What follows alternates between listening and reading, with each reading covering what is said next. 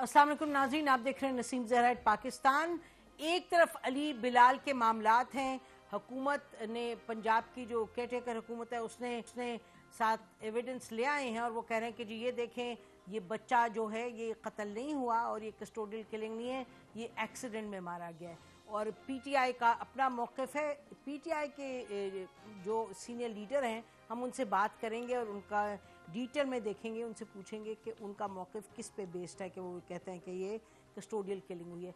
उसके साथ साथ नाज़रीन जो मामला है इलेक्शंस का वो बहुत अहम है और जितना हुकूमत कहती है कि जी हाँ इलेक्शन के लिए हम तैयार हैं, हमने तो इलेक्शन कैंपेन शुरू की, उसी वज़न के साथ इफ़ नॉट मोर हम सुन रहे हैं हुकूमत की तरफ से। और अब तो ये भी आ गया कि इदारों ने मीटिंग्स वगैरह में कहा कि जी सिक्योरिटी हालात ऐसे कि इलेक्शंस नहीं होने चाहिए। दूसरी तरफ कहा जाता है सेंसस हो रहा है, उसके लिए भी हमें टाइम की ज़रूरत है। फिर कहा जा रहा है हालात ऐसे हैं जो सिक्योरिटी के कि इलेक्शंस दोनों जो हैं प्रोविंशियल और नेशनल इलेक्शंस एक ही रोज़ होने चाहिए। सिक्योरिटी सिचुएशन नहीं इजाज़त देती कि 6 महीने इलेक्शन का सिलसिला चलता रहे। तो इस पर हम बात करेंगे हुकूमत की तरफ से। आज हमारे पास senior federal minister Ahsan Iqbal साहब हैं, federal minister for planning development and special initiatives, member national assembly. बड़ी दिहाइयों से ये सियासत कर रहे हैं, ये देख रहे हैं जो सियासी उतार रहा है मुल्क में और जिसका जो जो रोल रहा है, चाहे पार्लियामान है, चाहे ये अदलिया है और चाहे इदारे हैं। तो हमारे साथ इस वक्त एहसन इकबाल साहब मौजूद हैं। मिनिस्टर साहब बहुत शुक्रिया आपने हमें ज्वाइन किया। बड़ी अहम डेवलपमेंट्स हो रही हैं, बड़े अहम सवाल उठ रहे हैं। सबसे पहले तो आप ये बताइएगा, अभी थोड़ी देर पहले हम सुन रहे थे इमरान खान साहब अपनी तकरीर कर रहे थे, उसमें उन्होंने कहा जी मरीम नवाज साहिबा कह रही हैं कि मुझे जेल में डालो और नवाज शरीफ साहब को वापस ले आओ, और फिर ये भी कह रहे हैं कि जी मुझे कत्ल करना जिसका इरादा है और जो जिनका ऑब्जेक्टिव है वो इस वक्त हुकूमत में है। और साथ ये भी कह रहे हैं कि जो इस वक्त सिचुएशन है वो ऐसी है कि इलेक्शंस चाहते हैं ये ना हो, किसी सूरत इलेक्शंस को रोक दिया जाए, डिले कर दिया जाए। तो सबसे पहले हम इस पर बात करते हैं कि मरीम नवाज साहिबा ने अब हाल ही में ये कहना शुरू किया है कि पहले इंसाफ हो और फिर इलेक्शंस हो, तो एहतसाब और फिर हो इलेक्शंस। तो ये क्या, इसके माने क्या है? हम तो ये समझे थे कि एहतसाब और जो इंसाफ और ये चीज़ें तो ऑन गोइंग हैं। ये क्या मतलब कि पहले एहतसाब हो फिर इलेक्शंस हो?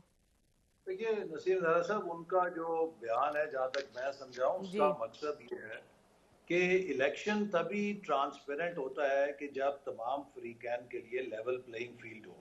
जी हम यहाँ पर देख रहे हैं कि एक फरीक को मुसलसल एक अदालती जो कह लाहौर लीजिए सुलेमानी लाहौर टोपी उसके ऊपर है, जिस पर वो किसी किस्म के मवाखजे से आज़ाद है, और बाकी सबको जो है एक दूसरी तरह का निज़ाम इंसाफ का सामना है। मैं उसकी एक मिसाल देना चाहता जी हूँ। मिसाल के तौर पे देखिए कि जो जिस तरीके से ये 90 दिन के इलेक्शन वाली पिटीशन है, एक ऐसे बेंच ने ली कि जिसके बारे में पाकिस्तान बार काउंसिल ने अभी तहफ़्फ़ुज़ात का इजहार किया, वकला की तंजीमों में भी आया कि उनका एक किरदार बड़ा मुतनाज़ है। वो एक पिटीशन जो कि CCPO की है, उसके साथ ये इलेक्शन की पिटीशन क्लब करते हैं, चीफ जस्टिस को कहते हैं। चीफ जस्टिस एक बेंच बनाते हैं, उस बेंच के ऊपर भी कई सवालिया निशान आते हैं, कुछ जज छोड़ जाते हैं, कुछ उसके ऊपर इख्तलाफी राय देते हैं। लेकिन बगैर ड्यू डिलिजेंस किए मैं समझता हूं कि उजलत के अंदर एक ऐसा फैसला दे दिया जाता है कि जिससे पाकिस्तान में परपेचुअल पॉलिटिकल क्राइसिस, दायमी सियासी बहरान के बीज बो दिए गए हैं। आप देखिए कि 75 सालों में पाकिस्तान में जब भी इलेक्शन हुआ, कौमी सूबाई असम्बली का इकट्ठा हुआ, लेकिन इसके बावजूद जो इलेक्शन हारा उसको नताइज तस्लीम करवाने में बड़ी दिक्कत का सामना हुआ। अब अगर आप ये मसला करेंगे कि जहां पर पंजाब और वफाकी हुकूमत अलहदा-अलहदा मुख्तलिफ इलेक्शनों में विराजमान होंगे, तो आप मुझे बताइए कि इलेक्शन हारने वाला किस तरीके से नताइज को कबूल करेगा। और बिलखसूस आपने एक पाकिस्तान के सूबे को ओवर राइडिंग एडवांटेज दे दी है कौमी असम्बली के इंतखाबात में, चूंकि पंजाब 52% सूबा है पाकिस्तान का, और अगर कोई फकत पंजाब से अक्सरियत ले लेता है तो वो पूरे मुल्क के अंदर हुकूमत भी बना सकता है। तो आप एक पंजाब की सूबाई हुकूमत को ये इख्तियार दे रहे हैं कि वो कौमी असम्बली के इंतखाबात के ऊपर असरअंदाज हो सकेगी मुस्तकबिल में। इससे तो इतना बड़ा एक तनाज़ा खड़ा हो जाएगा। फिर इसके बाद आपने देखा कि खुद इमरान खान साहब ये फैसला करके गए कि जो नए इलेक्शन है वो नई मर्दमशुमारी पर होंगे, और उसके तहत नई मर्दमशुमारी का जो अमल है वो शुरू हो चुका है। और अब अगर आप मुझे बताइए कि पंजाब और केपी के अंदर इलेक्शन जो है वो पुरानी मर्दमशुमारी के तहत होते हैं, और उसके 4 माह के बाद नई मर्दमशुमारी आ जाती है, जिससे कि हल्का बंदी सारी तब्दील हो जाएगी। हो सकता है कि एक जिले में जहां पुरानी मर्दमशुमारी के तहत एक सूबाई असेंबली की सीट थी, वहां से वो दूसरे जिले में मुंतकिल हो चुकी है। अगर कोई जिमनी इलेक्शन आता है, बाई इलेक्शन आता है, तो वो उसके लिए नई हल्का बंदी मुअस्सर होगी या पुरानी होगी। मर्दमशुमारी मुअस्सर ठीक होगी? ठीक, तो बिल ये जी, तनाज़ात हैं जो कि खड़े हो जाएंगे। ठीक है, बिल्कुल आप सही कह रहे हैं। तो देखिए ना, दो मामलात हैं इसमें। एक तो ये आप इशू को लेके गए सुप्रीम कोर्ट में, और ये सुप्रीम कोर्ट में चीजें, पॉइंट्स रेज हुए, लेकिन वहां नहीं सुनवाई हुई इन मामलात पे आपकी। और दूसरी तरफ इलेक्शन कमीशन जो है वो भी बार बार यही कह रहे हैं, उनकी तरफ से यही स्टेटमेंट आ रही है कि जी इलेक्शन तो होंगे 30, अब तो उन्होंने पूरा शेड्यूल भी दे दिया। और हम ये सुन रहे हैं कि उनकी तरफ से ये कहा जा रहा है कि जी अगर कहीं हुकूमत ने उतार चढ़ाव किया तो हम आर्टिकल 220 इन्वोक करेंगे, हमें हर किस्म की सपोर्ट चाहिए। तो एहसन इकबाल साहब, आपके जो पॉइंट्स हैं अपनी जगह दुरुस्त हैं, लेकिन लग ये रहा है कि हर चीज पर जो आइन है और आइन के 90 दिनों वाली शर्त वो हावी है, और सुप्रीम कोर्ट भी वही पोजीशन ले बैठा है। और ये ऐसी बात है या नहीं जी? नसीम ज़ाहिर साहब, गुजारिश ये है कि इमरान खान साहब का इस वक्त एक नुकाती एजेंडा है कि मुल्क के अंदर किस तरह अफरा तफरी, इनारकी फैलानी है, ताकि वो डेस्परेट हैं कि किसी तरीके से ये निज़ाम गिरे।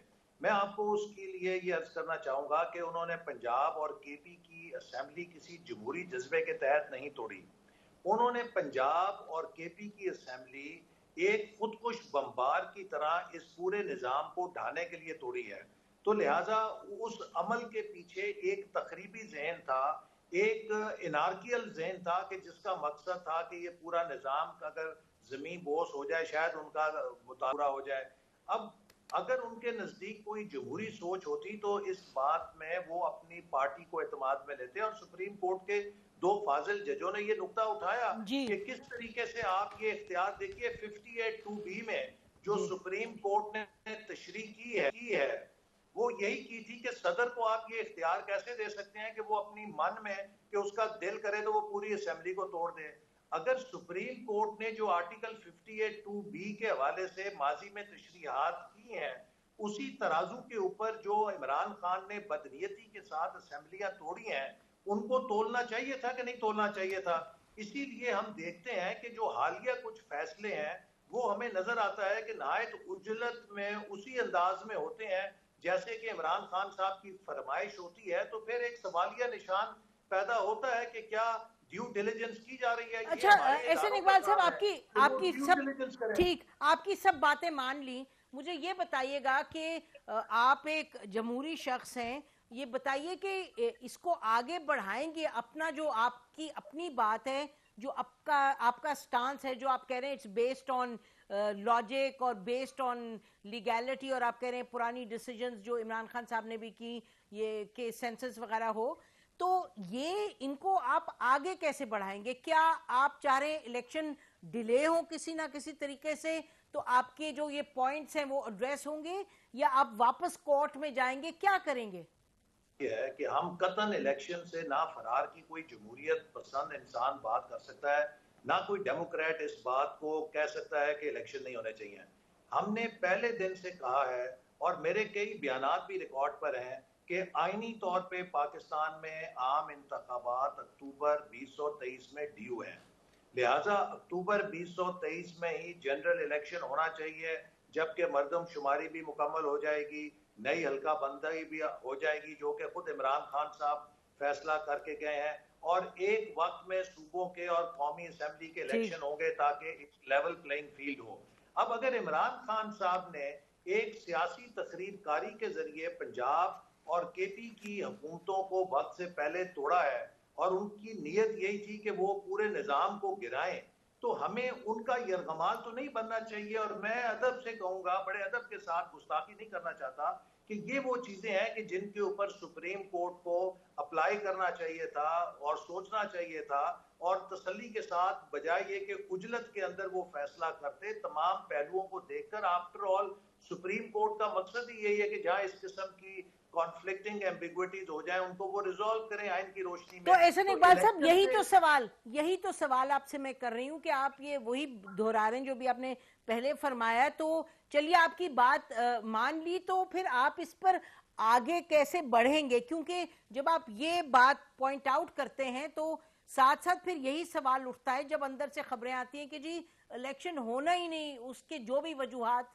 टेक्निकल हो जाए कि जी पैसा नहीं है या सिक्योरिटी सिचुएशन है तो इलेक्शन तो नहीं होना। हम आपसे पूछ रहे हैं कि ये जो आपके बड़े स्पेसिफिक आप कह रहे हैं कि ये फ्लॉज हैं इस वक्त जो पोजीशन है, और सुप्रीम कोर्ट की जजमेंट को तो डिस्कस करना कोई खुदा ना खास्ता कंटेम्प्ट नहीं है, तो आप फरमा रहे हैं कि जजमेंट में फ्लॉज हैं, तो क्या करेंगे फिर आप? What is your plan?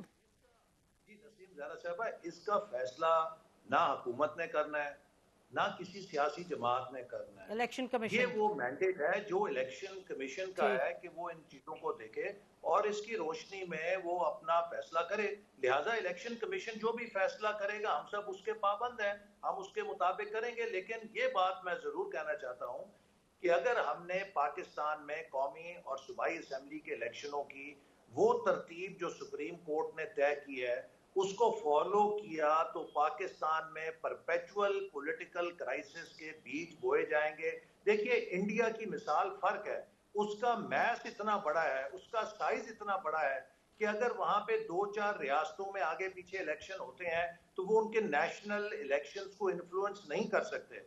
Pakistan में सिर्फ पंजाब एक ऐसा सूबा है कि अगर इसके अंदर सिटिंग गवर्नमेंट के तहत नेशनल असेंबली के इलेक्शन होते हैं तो वो पूरे मुल्क के इलेक्शंस पे असरअंदाज हो सकती है। ठीक है, तो देखिए, जो इलेक्शन जो सूबाई असेंबलियों को तातील किया, जो डिसॉल्व किया, वो आइन मना तो नहीं करता। अब उस पे सवाल तो जस्टिस मंसूर अली शाह साहब ने उठाया था, लेकिन उसको एड्रेस नहीं किया गया in the course of that case. तो बात यह है कि अब इलेक्शन कमीशन के हवाले से जो बातें सामने आ रही हैं उसमें तो लग ये रहा है कि जी election commission is saying come hell or high water 30 April को हमने इलेक्शन करने हैं। तो जो आप फरमा रहे हैं कि इलेक्शन कमीशन को एड्रेस करना चाहिए, वो तो होता हुआ दिखाई नहीं दे रहा। लेकिन क्या ये बात दुरुस्त है, आप फेडरल मिनिस्टर हैं, ये बात दुरुस्त है कि जब काबीना में सिक्योरिटी पे ब्रीफिंग मिली है तो वहां भी यही कहा गया कि मामलात ऐसे हैं सिक्योरिटी के कि 3 जो लीडर्स हैं, इमरान खान साहब और फजलुर रहमान साहब और शायद प्राइम मिनिस्टर साहब के, इनकी जान खतरे में है। तो नहीं, या बिलावल भुट्टो, 3 का नाम लिया गया मुबैना तौर पे कि कहा गया कि इनकी जिंदगी खतरे में है। तो इशू है वो ये है कि एक सूबे में, नसीम ज़ारा साहबा, केपी गवर्नमेंट ने ऑफिशियली लिखा है कि वहाँ के जो हालात हैं वो इस वक्त सिक्योरिटी की सूरत हाल, हालिया दिनों में जो वहाँ दहशत गर्दी के वाकयात हुए हैं और कुछ ग्रोहों की तरफ से जिस किस्म की इनक्रेस हुई है जो कि पिछली हुकूमत के दौर में कराई गई है, वहाँ पर वो इस बात का खदशे का इजहार कर चुके हैं कि वहाँ पे आज़ादाना और मुनसिफाना इलेक्शन इस वक्त सिक्योरिटी की जो सूरत हाल है उसमें शायद मुमकिन भी नहीं होगा, और वो चाहते हैं कि सिक्योरिटी के हालात थोड़े बेहतर हों। ये उनके सूबे का ख्याल है। ये सारी जो इनपुट है कि मुल्क के अंदर इस वक्त जो माली वसाइल की क्या सूरत हाल है, मुल्क की सिक्योरिटी की सूरत हाल क्या है, मुल्क में मरदमशुमारी को किस तरह देखना है, क्या मुल्क के अंदर इस मिसाल को अब हमेशा के लिए कि यहाँ पे इलेक्शन स्प्लिट हुआ करेगा कौमी और सूबाई असेंबली का तोड़ के, जहाँ पंजाब जो है अकेला वो कौमी असेंबली के इलेक्शनों पर असरअंदाज हुआ करेगा मुस्तकबिल में। ये वो सारे फैसले हैं कि जिनको हमारे जो आईनी इदारे हैं उन्होंने पेश नजर रख के करना है।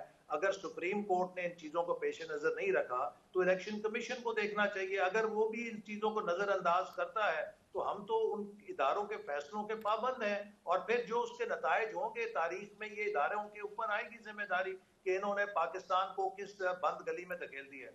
जी, इसहाक डार साहब के पास कोई चॉइस तो नहीं है, जब इलेक्शन कमीशन पैसा मांगेगा तो उनको देना पड़ेगा, ऐसी बात है ना जी। देखिए, फिर डार साहब यही करेंगे, अगर वो पैसा मांगेंगे तो वो पैसा कहाँ से लाएंगे? वो मजीद टैक्स लगा देंगे।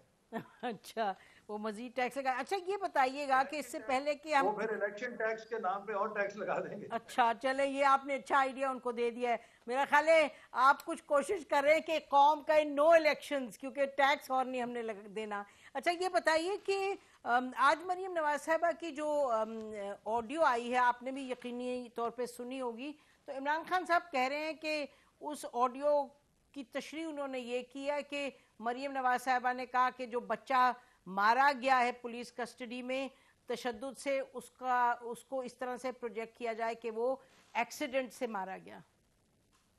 नहीं, देखिए, ऐसी बात मैंने नहीं सुनी वो ऑडियो, जी लेकिन अगर उन्होंने कोई ऐसी बात की है तो इस हवाले से की होगी कि जो पीटीआई का नैरेटिव है कि उसे तशद्दुद से मारा गया है, जो अब वहां पर हकायक के साथ आईजी ने और निगरान वजीर आला ने जो असल हकायक बताए हैं, तो वो किसी को यही कह रही होंगी कि जो असल हकायक है वो उजागर करें, और अगर ये हकायक दुरुस्त हैं तो वाकई पीटीआई को गोल्ड मेडल देना चाहिए कि किस तरीके से वो फरेब करते हैं, किस तरीके से वो लोगों को धोखा देते हैं, जो कि उनका एक बड़ा पुराना वतीरा है। तो उन्होंने यकीनन किसी से इसी अंदाज में गुफ्तगू की होगी कि जो ये नैरेटिव उनका पीटीआई स्पिन देने की कोशिश कर रहे हैं, उसको काउंटर करना चाहिए, और जो असल हकायक है लोगों को बताना चाहिए कि किस तरह ये धोखा देते हैं। अच्छा ये बताइएगा कि इसी से जुड़ा हुआ सवाल कि ये जो पीटीआई कह रही है कि जी जुडिशल कमीशन बना दे, इंडिपेंडेंट जो केयर टेकर गवर्नमेंट है वो अपना एविडेंस ले आए और जो हमारे पास है हम ले आते हैं, ताकि फैसला एक नॉन पार्टिजन कमीशन कर ले, तो आप क्या कहेंगे? आई नो कि वो प्रेरोगेटिव केयर टेकर का होगा। समझता हूँ कि अगर जो पंजाब की सूबाई हुकूमत है उसके पास एविडेंस है, तो यकीनन ये उसी का फर्ज है कि वो इस चीज़ को लोगों के सामने शफाफ तरीके से पेश करने के लिए जो भी इकदाम हैं वो उठाए, ताकि असल हकायक कौम के सामने आए। और जिस तरह इमरान खान साहब हर चीज़ को ड्रामाटाइज करते हैं, हर चीज़ को अपने लोगों को उनकी जान के ऊपर भी वो खेलते हैं, और जो कुछ अभी तक सबूत आया है वो तो नहायत ही अफसोसनाक और शर्मनाक है कि किस तरीके से एक अपने ही कारकुन की हलाकत को उन्होंने स्पिन देकर उससे सियासी फायदा उठाने की कोशिश की है। और ये मैं समझता हूँ कि उनकी आज की बात नहीं है, हमेशा से उन्होंने यही किया है जी कि मीडिया के जरिए, पब्लिसिटी के जरिए हर चीज को स्पिन दे के, झूठ बोल के उन्होंने लोगों को हमेशा गुमराह करने की कोशिश की है। जी, बहुत बहुत शुक्रिया एहसन इकबाल साहब, आपने हमें ज्वाइन किया। हम ब्रेक लेते हैं। आपने सुना कि कमीशन पे ख़ास तौर पे एहसन इकबाल साहब बड़े क्लियर थे। उन्होंने कहा जिसके पास जो एविडेंस है शफाफियत के लिए और पब्लिक को ताकि पता चले हकायक क्या, वो एविडेंस सामने ले आए। पंजाब हुकूमत ने बहरहाल जो उनके पास था एविडेंस वो दिया केयर टेकर गवर्नमेंट ने। उस पर बात हम करेंगे तफसील में पीटीआई के लीडर के साथ after the break. Stay with us.